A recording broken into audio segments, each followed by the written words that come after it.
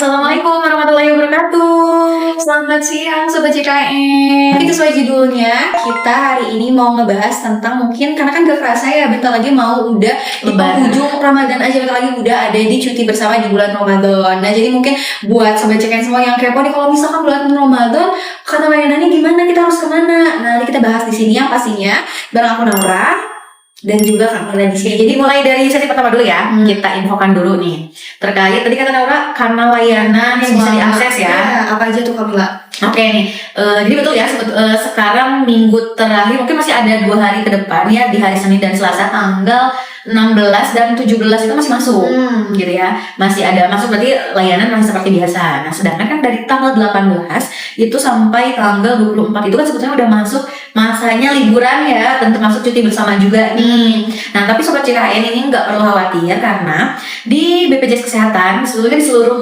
kantor cabang juga itu membuka layanan saat libur lebaran. Jadi tenang, kita ada petugasnya yang standby di tanggal 18, kemudian di tanggal ini sambil biar nggak kalah nih ya nih. Dan Sobat JKN sebetulnya ini sambil aku buka ya, bisa juga akses nih ya informasinya sudah tayang di akun sosial media yang official BPJS Kesehatan RI. Nih ya, bantu buka nih. Jadi sama ya semua. Betul. Semua kantor cabang yang ada di Indonesia. Nih, kalau Sobat JKN buka dan Anda lihat postingan ini, jadi Sobat JKN sudah mendapatkan informasi terkait libur layanan lebaran itu seperti apa. Nah, tentunya di kantor cabang ya, di 126 kantor cabang se-Indonesia.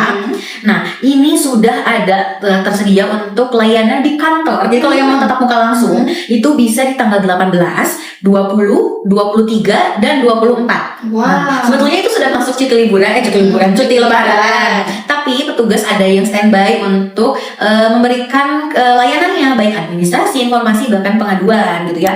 Dicatat di tanggalnya 18, 20, 23, dan 24 gitu. Jadi udah ada 4 hari yang standby nih. Untuk jam layanannya itu mulai pukul 8 sampai pukul 13.30.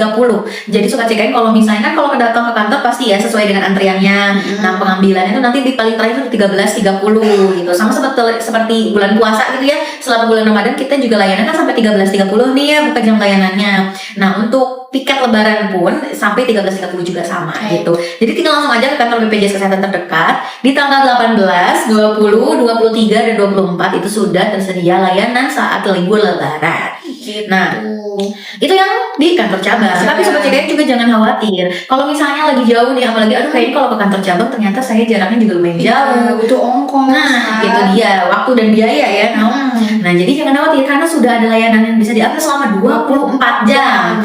Ada Mobile JKN, juga ada nomor Pandawa, dan juga ini ada Care Center 165. Betul. Jadi 3 kanal layanan ini adalah layanan yang bisa diakses sama Sobat JKN 24 jam. Dan juga di seluruh Indonesia. Ya, ini berlaku sama ya. Jadi mau dimanapun berada nih, siapapun Sobat JKN yang join melalui live ini, gak cuman orang Sukabumi atau Cianjur gitu juga sama-sama bisa mengakses kanal layanan non tatap muka, dan layanan tatap mukanya di tanggal tadi 18, 20, 23, dan 24 gitu. Nanti kalau udah masuk di setelah lebaran sih jam layanannya tetap normal kembali ya di pukul 8 sampai 3 sore seperti itu. Nah itu dia berarti untuk sesi pertama terkait akses layanan JKN gitu ya ketika masa libur lebaran. Itu untuk yang layanan resmi BPJS Kesehatan. Jadi akseslah yang resmi ya, jangan yang kaleng-kaleng. Nah mungkin ada informasi juga nih Nau. Jadi kalau misalnya selama libur lebaran kan ada yang apalagi kan banyak yang mudik nih Sobat JKN. Kayaknya banyak juga nggak sih yang di sini yang Sobat JKN pada mudik. 24 orang juga kayaknya pada mudik nggak sih? Betul, atau intinya yang bepergian saat lebaran gitu ya. Kemudian jangan khawatir terkait bagaimana cara berobat, karena kan biasanya nih Sobat JKN terdaftar berobatnya di sesuai FKTP-nya gitu ya. Tapi apabila Sobat JKN ini ternyata sedang dalam perjalanan atau misalnya kita sebutnya mudik nih ya lagi lebaran, jangan khawatir nih, karena kalau misalnya memang posisinya Sobat JKN itu sakit tapi sedang di luar kontak, di luar domisili gitu kan, nggak mungkin harus balik dulu nih jauh kan lagi sakit, masa kita harus bolak-balik. Betul. Nah itu Sobat JKN tinggal bisa mengakses FKTP ya di daerah lainnya sesuai dengan yang tujuan tadi gitu ya. Tapi maksimal adalah 3 kali dalam 1 bulan gitu ya, 3 kali kunjungan gitu, itu dipersilakan. Jadi tapi nanti kok saya nggak tahu nih vaskesnya yang mana gitu ya, langsung Mobile JKN, karena di Mobile JKN sudah tersedia informasi lokasi vaskes. Jadi bisa tahu nih mana yang terdekat gitu ya. Misalkan tiba-tiba lagi di daerah Kuningan nih, kita bisa cari itu. Betul. Jadi langsung kayak wah ini aku kayaknya ini jaraknya di mana yang paling dekat. Nah sakit mau mau berobat ke situ itu bisa banget. Gitu ya Sobat CKN. Jadi jangan khawatir, langsung akses aja. Dan jangan lupa kalau misalnya mau berobat juga nih, jangan lupa untuk screening riwayat kesehatan. Karena sejak 6 Maret 2026 ini tuh sudah menjadi kewajiban setiap peserta JKN harus melaksanakan screening riwayat kesehatan. Cuma setahun sekali ya. Ya, apalagi kan mau mudik ya. Jadi biar Ada apa sih pencegahannya? betul sekali. Jadi mencegah sebelum mengobati. Iya, mencegah sebelum mati. Nah, itu dia Sobat. Aku pikirnya dia payung sebelum hujan. Nah, iya kayak gitu. Nah, itu dia ya Sobat CKN. Jadi aman. Jadi kalau selama libur lebaran aman ya. Akses layanan kesehatan aman gitu ya. Dan pastikan juga rutin membayar biar statusnya aktif.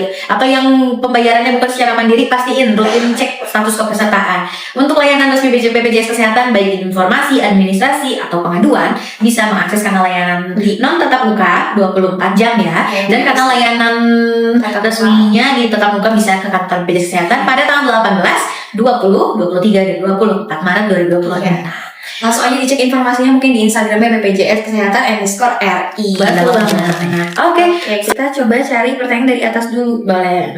Ini dari Kak Dea Lestari nih. Kakak cara aktifin BPJS non aktif gimana? Namanya. Oke, Kak Dea, aktifin BPJS nih ya. Jadi Kak Dea ini perlu tahu dulu, mungkin nggak cuma Kak Dea, ada Sobat JKN yang mengalami hal yang sama, status kepesertaannya adalah non aktif. Tapi kita harus tahu dulu segmen kepesertaannya apa. Kalau segmen kepesertaannya yang mandiri, yang bayarnya iuran per bulan sendiri, berarti itu tinggal dibayarkan aja kalau misalnya memang belum terbayar ya, karena misalnya menunggak, mengaktifkan premi dibayarkan, status kepesertaan aktif lagi kayak gitu.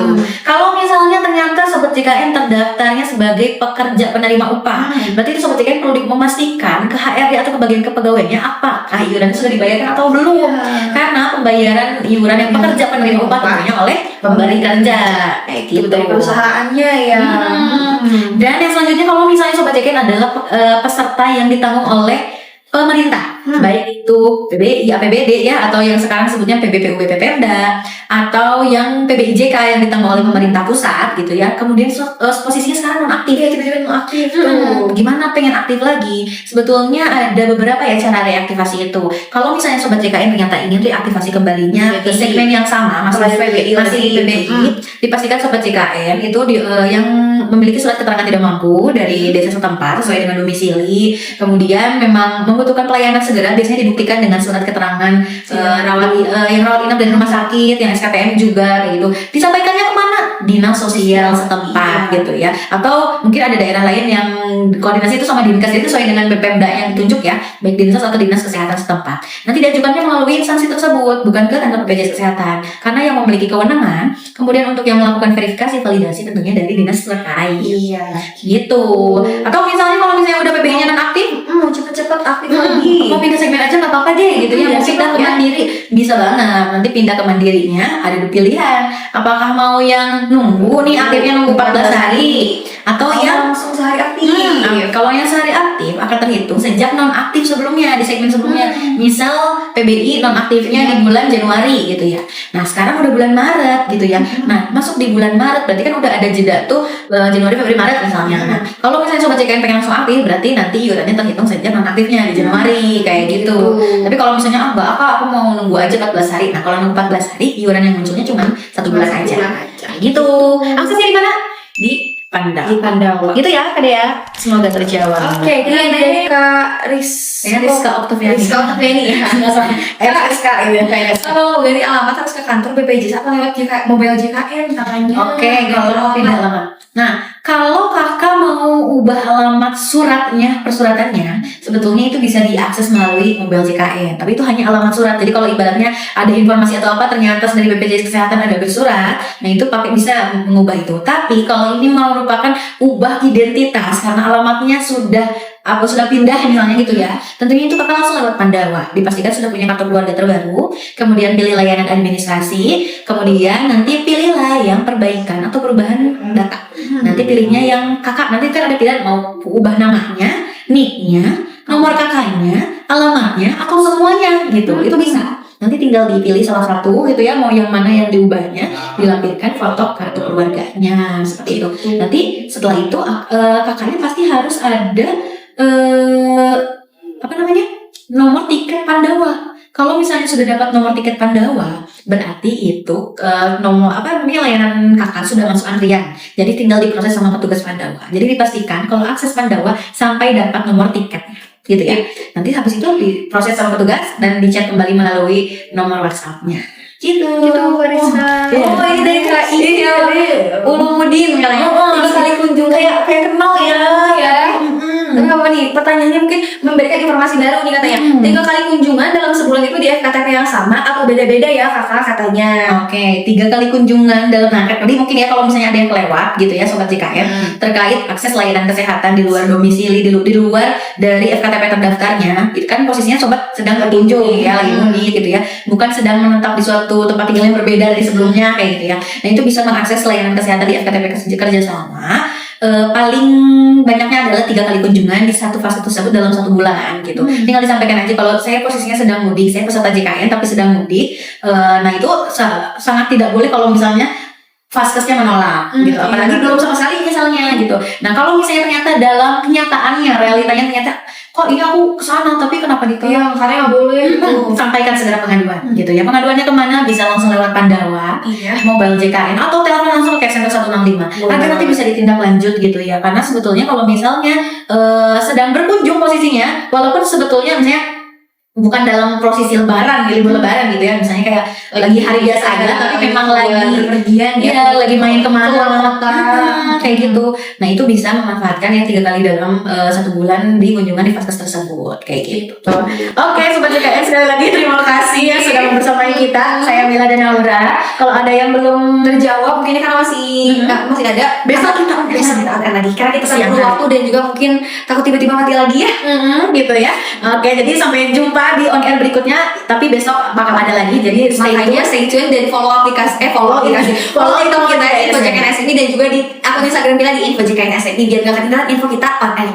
Oke, sekali lagi terima kasih. Mohon maaf belum terjawab. Selamat menunaikan ibadah puasa dan selamat berbuka nanti di bulan maghrib di azan maghrib. Dan selamat berlibur semuanya. Bye bye.